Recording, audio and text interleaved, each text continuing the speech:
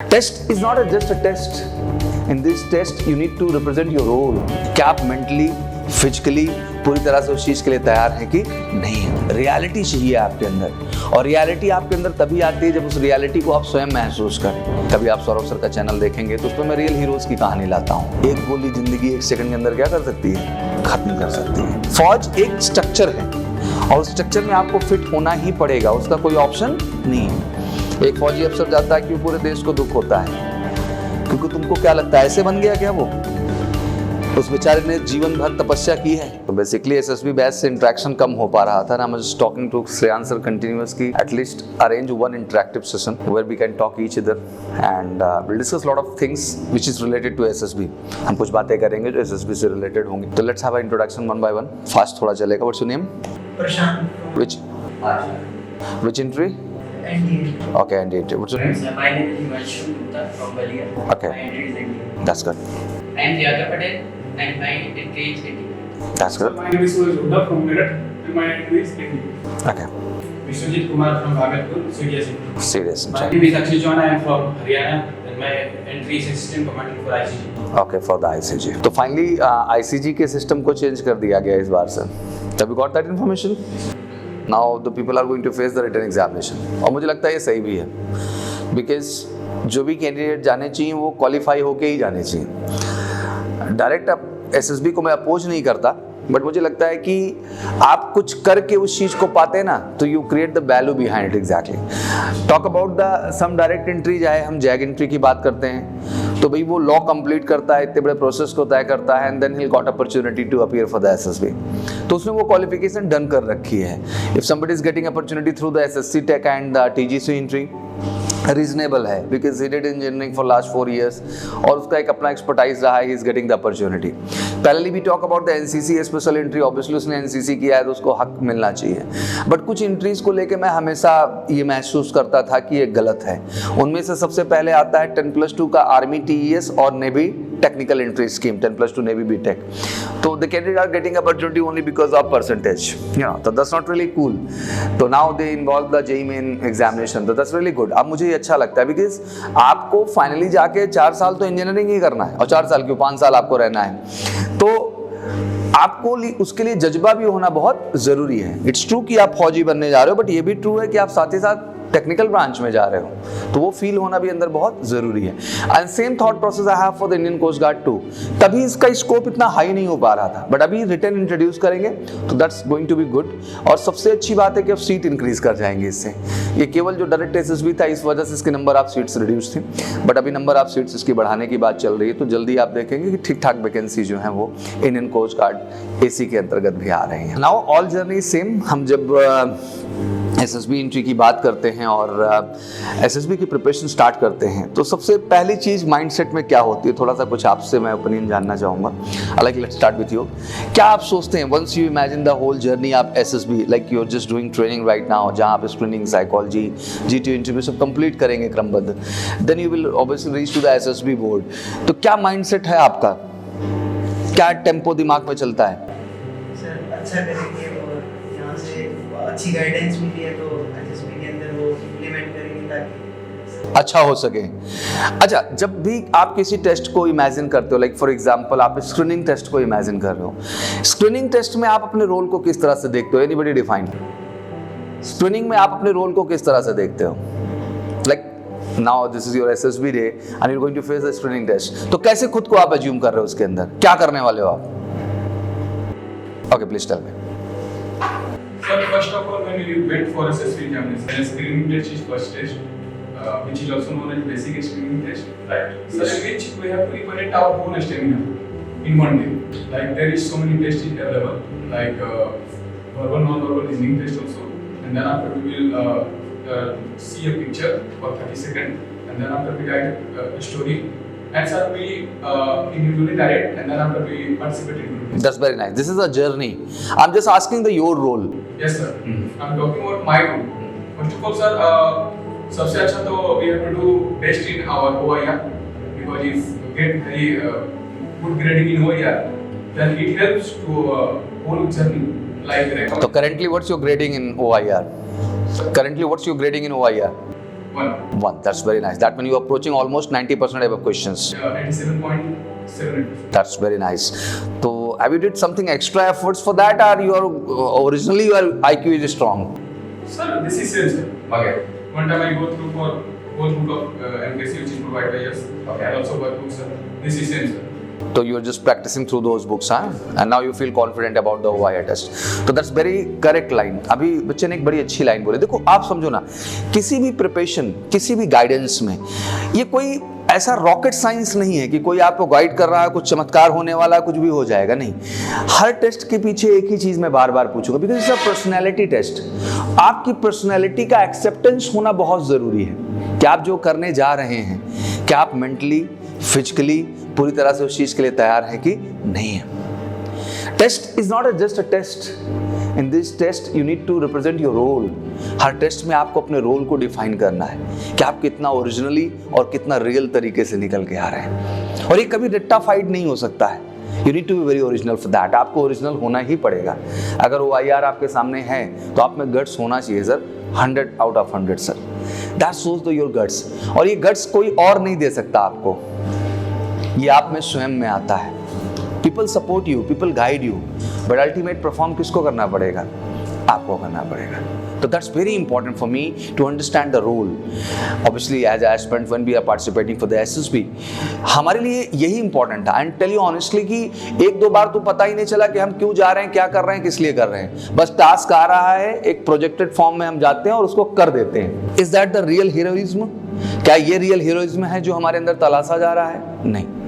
Reality चाहिए आपके अंदर, और रियलिटी आपके अंदर तभी आती है जब उस रियलिटी को आप स्वयं महसूस करें कि क्या वाकई में आप तैयार हैं. You need not to ask question from somebody else. किसी और से कुछ पूछने की जरूरत ही नहीं है, क्योंकि सच ये है कि आपसे ज्यादा आपको इस दुनिया में कोई नहीं समझता है. तो once you understand your potential reality, you will start working hard for that. तो ये बहुत जरूरी है कि पहला एस्पेक्ट आपका आता है OIR, जहां आपका एजेंडा क्लियर है सर कि मैं सर एक एक सवाल, एक एक क्वेश्चन पे सर दिन रात मेहनत किया हूँ. वो बुक में अवेलेबल हो या हमारी वर्क बुक में अवेलेबल हो, OIR की बुक में अवेलेबल हो, या जितने भी सेट्स यहाँ पे मिले हुए सर हमें प्रैक्टिस करने के, या जितना हम डिजिटली और भी अरेंज कर सकते हैं सर, हमने किया है. I really give my best for the OIR part. और जिस दिन ये कॉन्फिडेंट तरीके से आप बोलने लगोगे, क्या लगता है कोई आपको फेल कर सकता है?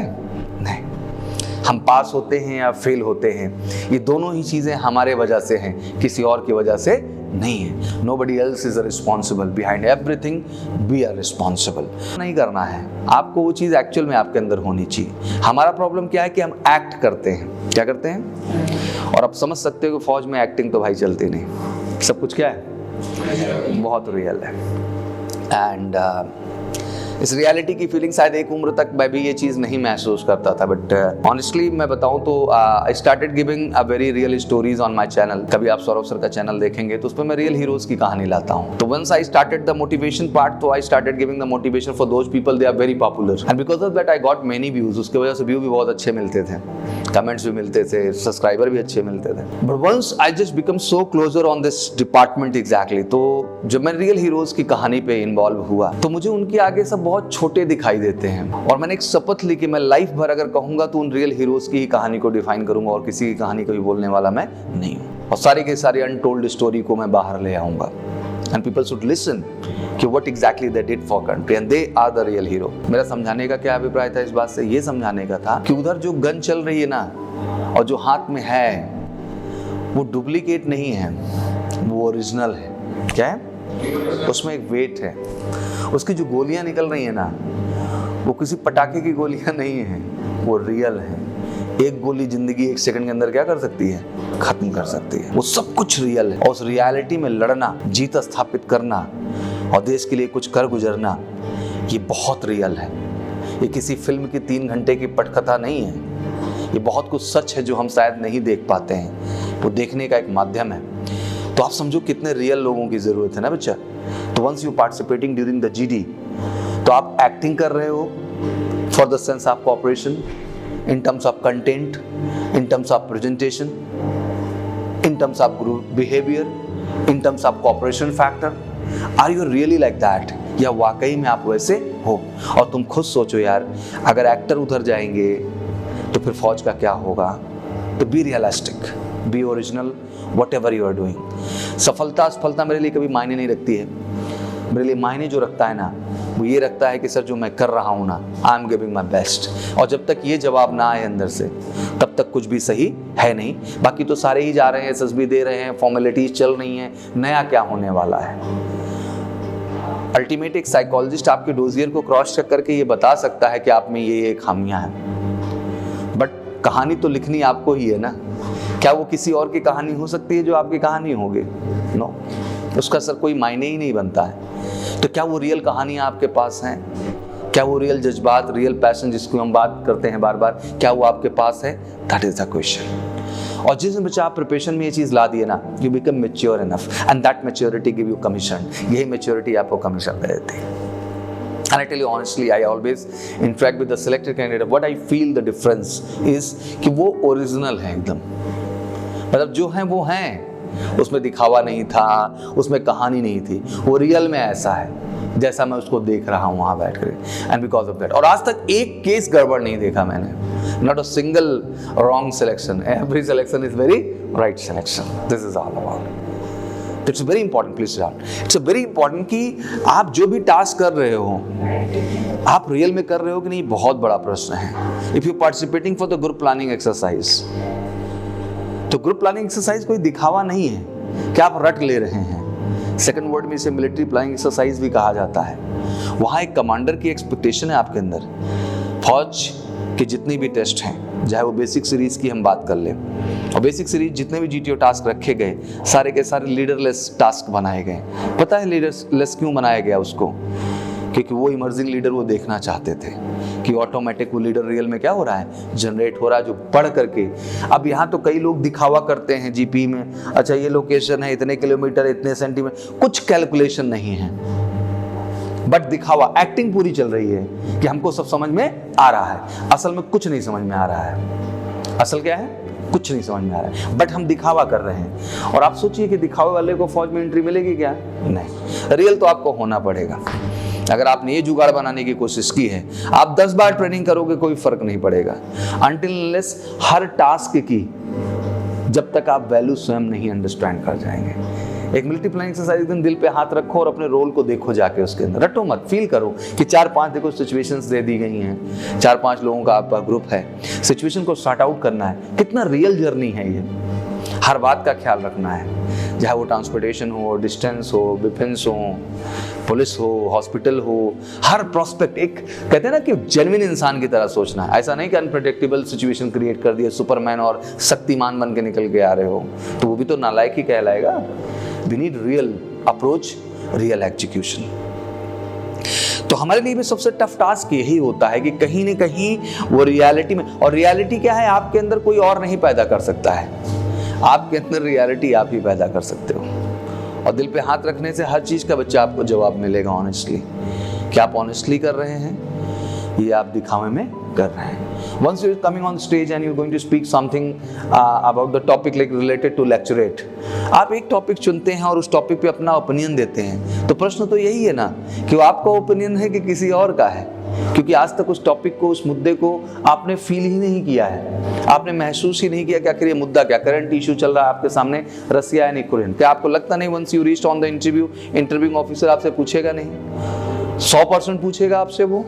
लेकिन क्या केस स्टडी है आपकी उसको लेकर के? कब से आपको शुरू होना है? सोवियत संघ से लेके SSR से लेके आज तक, USSR से लेके आज तक की कहानी बिल्कुल स्टेप बाय स्टेप आपको क्लियर होनी चाहिए, और मजा आना चाहिए, एंजॉय करना चाहिए। और उसके लिए करंट वाले सर से निचोड़ लेना चाहिए आपको, सर मुझे इस कॉन्सेप्ट तो क्लियर चाहिए पूरा कि कब से राम कहानी ये स्टार्ट हुई है। And that's not important you are going to learn in Hindi and English. Listen, the language is the only way for the communication. The best thing what you need is content, knowledge, information that you have. The language is not going to be bar. Language कभी बार हो ही नहीं सकती है। बार क्या है? सबसे पहले अगर यूक्रेन और रूस के मुद्दे पे आपको बोलना है तो पहले अंग्रेजी प्रॉब्लम है कि पहले कंटेंट प्रॉब्लम है? पहला content problem. Once you have a content then you will okay. और ऐसा नहीं कि आप हिंदी में बोल देंगे तो वहाँ मर्डर कर दिया जाएगा आपका, हाँ? Not like that. The thought process need to be very clear. I've seen the candidate, they speak in Hindi and they got recommendation. और आने के बाद भी नहीं बोल पा रहा था वो, but that's nothing matter. But he was very clear with the agenda. His concept, thought, everything was very much clear. और राइटिंग स्किल्स तो इम्प्रूव करना ही पड़ेगा, क्योंकि फौज में जा रहे हो और अफसर बनने जा रहे हो, लेबर बनने तो जा नहीं रहे हो, तो भाई इतनी एक्सपेक्टेशन तो रखी जाएगी, और वो सही भी है। और इतना भी नहीं कर सकते तो कहेगा फौजी, हम बात कर रहे हैं देश तोड़ देने का, उखाड़ के फेंक देने का, और 2 लाइन लैंग्वेज का नहीं आ रहा है, ये तो मतलब अलग ही जो है समस्या है। तो ये सब कमियां हैं, इनको महसूस करिए। अच्छा, जिस दिन ये आपने ठान लिया, आप रिकमेंडेड हो, कोई रोक के दिखाए, लेकिन ये रियल बनना इतना आसान नहीं है। रियल के लिए क्या करना पड़ता है? एफर्ट्स। हम डेली सुबह चाहते हैं कि उठें और 2 किलोमीटर दौड़ें, लेकिन कितने लोग ऐसा करते हैं? That's good. तो आप सोचो, इतने में से एक आदमी निकला। हाँ, तो इट्स वेरी इंपॉर्टेंट कि ये भी एक एहसास है जिससे उठ के आप महसूस करो, और ये डेली 365 दिन होना चाहिए, एक दिन की कहानी नहीं है। बट हमें बनना क्या है? फौजी। क्या उनकी रूटीन, उनकी लाइफस्टाइल, उनका जो पूरा वर्जन है वो हम फॉलो करते हैं अपने लाइफ में? और बनना किसके जैसा है? उनके जैसा है। पाना किसको है? उनको पाना है। तो कहते हैं ना, वो आपको जेस्चर, वो एटीट्यूड आ जाना चाहिए। जैसे एक होता ना कि एक आईटीएन का आप बच्चा देखो तो आईटीएन दिखने लगता है आईटी में जाने से पहले, सच है कि नहीं? एक वाकई में सिविल एस्पिरेंट की हम बात करते हैं तो आईएएस वो पहले से दिखने लगता है, आईएएस बनने से पहले। तो यार फौजी के लिए तो भाई भाई लागू होता है ना, कोई फौजी दिखने लगता है फौजी बनने से पहले। यही तो ट्रांसफॉर्मेशन है, यही तो पैशन है। जिस रियल पैशन वर्ड की आप बात करते हैं वो ये है, वो मुंह से नहीं कहा जाता है, वो आपके पर्सनालिटी ट्रेट से दिखाई देता है एक्चुअली। तो दिख रहा है कि नहीं दिख रहा है, दैट इज द क्वेश्चन। तो believe me, every task is very interesting and there is a purpose behind the task. जितने भी टास्क आपके रखे गए हैं, चाहे वो साइकोलॉजी का आपका टैट बैट SRTHD रखा गया है, हर चीज की एक वजह है, रीजंस हैं, और बड़े खूबसूरत तरीके से आपका कैरेक्टर आइडेंटिफाइड होता है। जो आपके डोजियर हमारे पास आती है, इंटरव्यूइंग ऑफिसर का फीडबैक आता है, GTO का फीडबैक आता है, साइकोलॉजिस्ट का फीडबैक हमारे पास आता है, और जब उस फीडबैक को देखते हैं तो बहुत कुछ हमें साफ साफ दिखाई देता है। क्या दिखाई देता है, सुनना चाहते हो आप? आप सोच कुछ और रहे हैं, बोल कुछ और रहे हैं, और कुछ और ही रहे हैं, और आपको लगता है ये सही है, बट असल में फौज में ये सही नहीं है।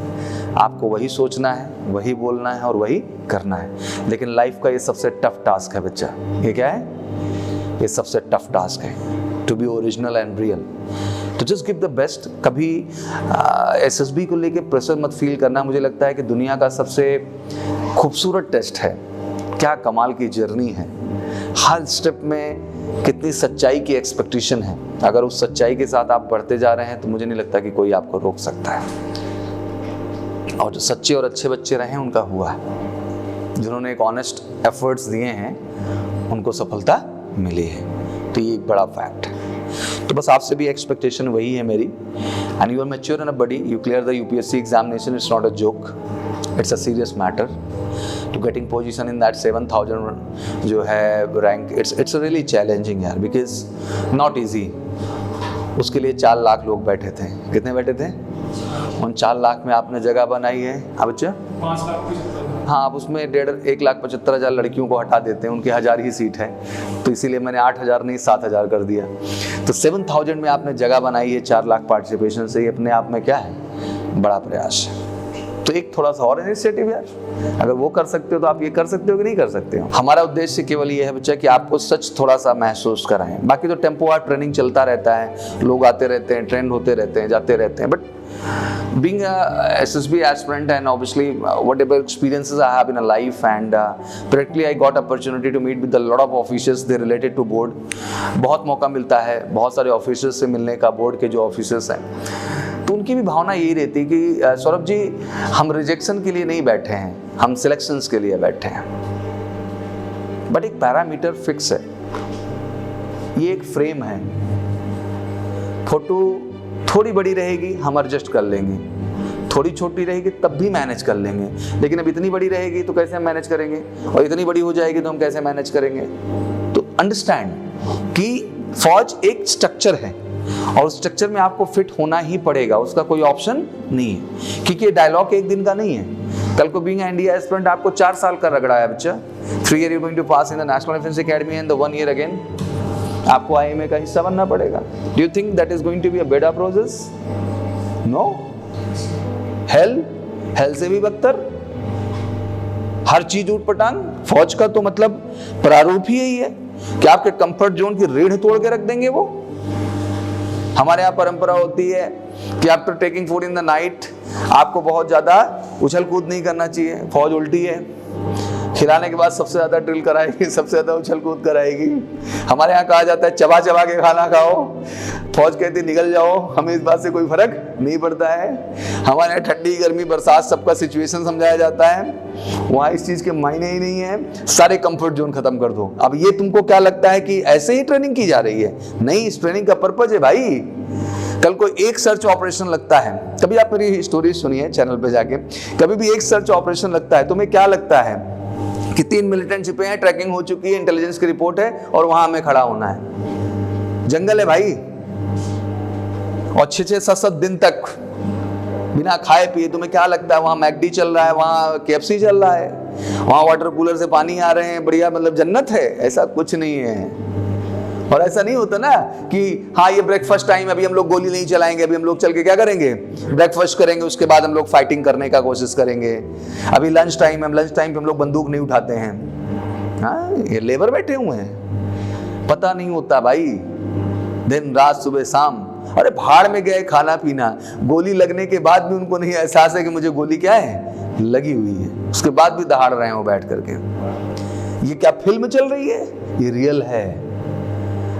और जब तक ये रियल इमेजिनेशन अंदर नहीं आएगी ना आपके इधर, तब तक वो रियलिटी अंदर नहीं जन्म लेगी। मैं बताता हूँ अच्छे ढंग से ये बात, वो रियलिटी को फील तो करना पड़ेगा आपको। इट्स समथिंग डिफरेंट, बहुत हटके है बच्चा, बहुत हटके है। कहते हैं ना वो रोंगटे खड़ा करने वाली हर कहानी है, रोंगटे खड़े करने वाली कहानी। तो that realistic situation you need to feel, और यही तो ट्रेनिंग है, तभी तो इतना फौलादी पैदा होता है। वो एक फौजी अफसर जाता है क्यों पूरे देश को दुख होता है, क्योंकि तुमको क्या लगता है ऐसे बन गया क्या वो?